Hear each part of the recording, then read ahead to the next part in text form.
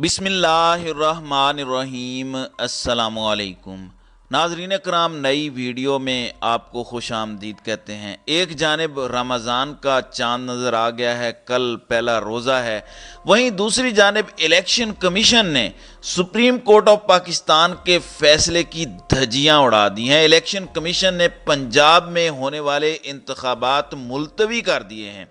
आज ही chief justice ने कहा था कि साफ शफाफ बर वक्त इंतखाबात ना हुए तो मुदाखलत होगी, और अब इलेक्शन कमीशन ने बहाना बना दिया है कि साफ शफाफ इंतखाबात मुमकिन नहीं है।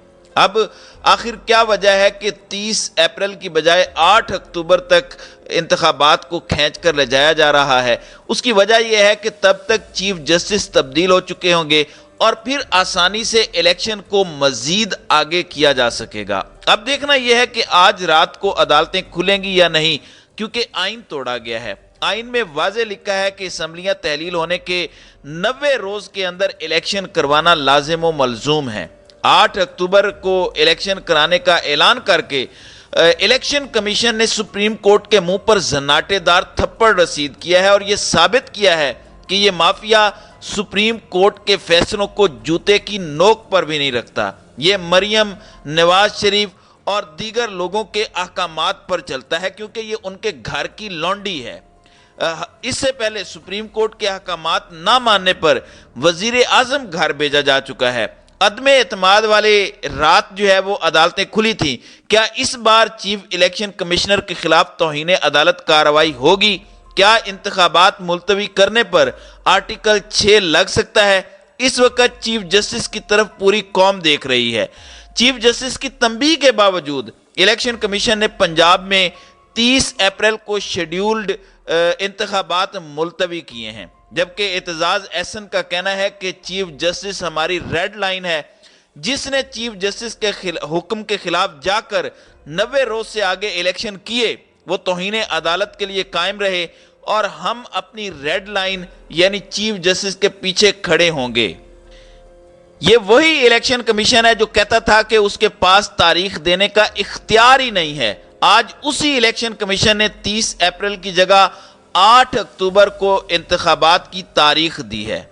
छांगा मांगा पार्लियामेंट के मुश्तरका इजलास में राना सनाज समेत सारी पीडीएम की सांसें फूली हुई थी, कांपें टांग रही थी। अदलिया पर आज इनकी जानिब से हमला किया गया और उस हमले का मकसद ही इंतखाबात से राह फरार इख्तियार करना था। लेकिन जो मर्जी कर लें, ये इमरान खान को शिकस्त नहीं दे सकते। ये सबसे बड़ी खबर है कि पार्लियामेंट में पाकिस्तान के आइन और पाकिस्तान की अदलिया पर हमला किया। राना सनाउल्लाह ने उसमें सुप्रीम कोर्ट के जजेस को मलाइन किया, और उससे कुछ देर के बाद अब इलेक्शन कमीशन ने इंतखाबात को डिले करने का या 30 अप्रैल को ना करने का ऐलान किया है। दुनिया की किसी पार्लिमान में अपने ही इदारों की ऐसी तज़हीक की मिसाल आपको कभी नहीं मिलेगी। पसंद के फैसले आए तो अदलिया जिंदाबाद, खिलाफ फैसले आए तो इंसाफ का कत्ल। ये लोग ये नून लीग का असल और घनौना चेहरा है, और जजों के खिलाफ ये मुहिम चला रहे हैं। चीफ जस्टिस इस पर कब सोमोटो लेते हैं अब ये देखना है, क्योंकि नून लीग आला अदलिया पर हमला आवर हो चुकी है। 11 माह में इनकी कारकर्दगी सिफर थी और सारा जोर इंसानी हुकूक की धज्जियां उड़ाने में लगा रहा। अवाम का सामना करने के ये काबिल नहीं थे, लिहाजा अब इनकी मासूम सी ख्वाहिश थी कि आइन और जमहूरियत को मुअत्तल कर दिया जाए, और इस ख्वाहिश को जो है वो इलेक्शन कमीशन ने पूरा किया है।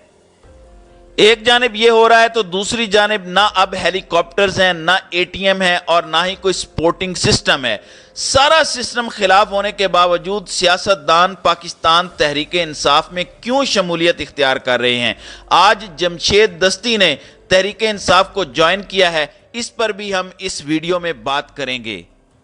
नाज़रीन कराम, आपको पता है कि रवां माह ही इलेक्शन कमीशन ऑफ पाकिस्तान ने 30 अप्रैल बरोज एतवार पंजाब में सूबाई असम्बली के आम इलेक्शन पर पोलिंग के लिए शेड्यूल जारी किया था। 3 मार्च को सदर मुमलिकत डॉक्टर आरिफ अलवी ने पंजाब असम्बली के आम इंतखाबात 30 अप्रैल बरोज एतवार कराने की तजवीज़ दी थी। ऐवान सदर की जानिब से जारी बयान में कहा गया था कि सदर मुमलिकत ने तारीख का ऐलान इलेक्शन कमीशन की जानिब से तजवीज़ करदा तारीखों पर गौर के बाद किया है। इससे कबल 30 मार्च को ही الیکشن کمیشن نے 30 اپریل سے 7 مئی کے دوران پنجاب اسمبلی کے عام انتخابات کرانے کے لیے تاریخ تجویز کی تھی۔ الیکشن کمیشن نے انتخابات ترجیحاً اتوار کے روز کرانے کی تجویز بھی دی تھی۔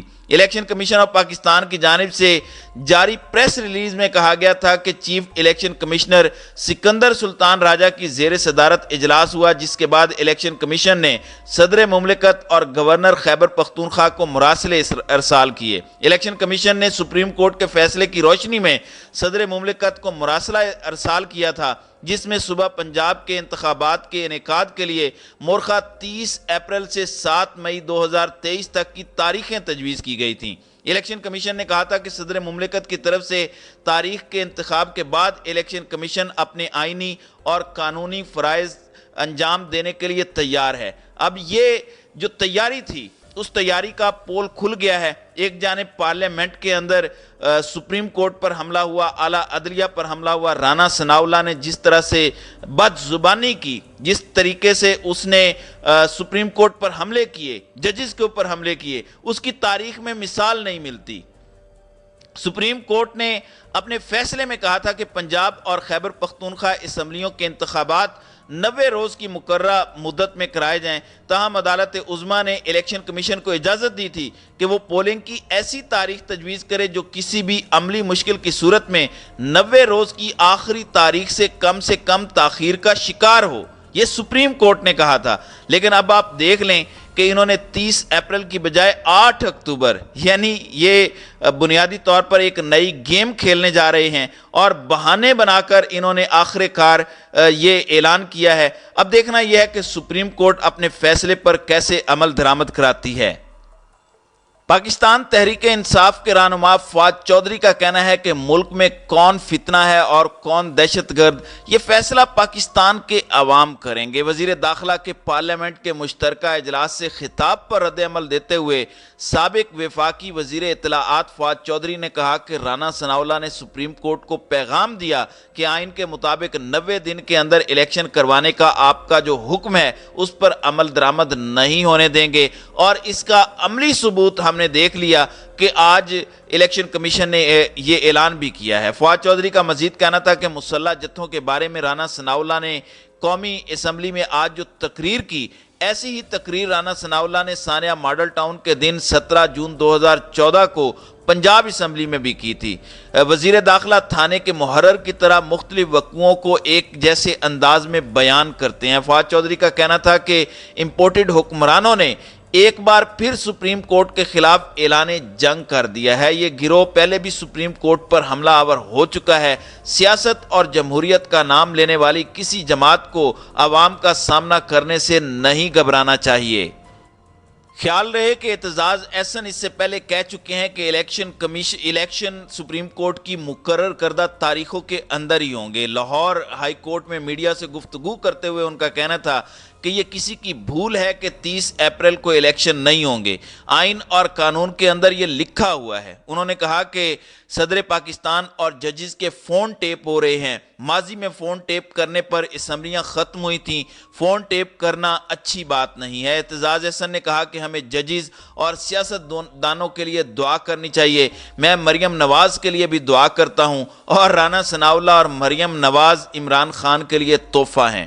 تو آج جس طرح کا یہ فیصلہ الیکشن کمیشن نے دیا ہے، یہ انتہائی فکر انگیز لمحہ ہے، کیونکہ پاکستان کے اندر عملاً اس وقت آئین معطل ہو چکا ہے۔ جس طریقے سے پی ٹی آئی کے اوپر مظالم کے پہاڑ توڑے جا رہے ہیں، جس طرح سے 500-600 جو کارکنان ہیں ان کو ناجائز طور پر جو ہے وہ گرفتار کیا گیا ہے، انسانی حقوق کی جو ہے وہ دھجیاں اڑائی جا رہی ہیں۔ دوسری جانب سپریم کورٹ کے اوپر آج بری طرح سے پارلیمنٹ کے اندر بیٹھ کر جو حملہ کیا گیا ہے، یقیناً آنے والے دنوں میں پاکستان کے حالات بہتر نظر نہیں آ رہے۔ تو ناظرین کرام، آپ کی اس ویڈیو کے حوالے سے کیا رائے ہے؟ آپ اپنی رائے کا اظہار کامنٹ سیکشن میں ضرور کیجیے گا۔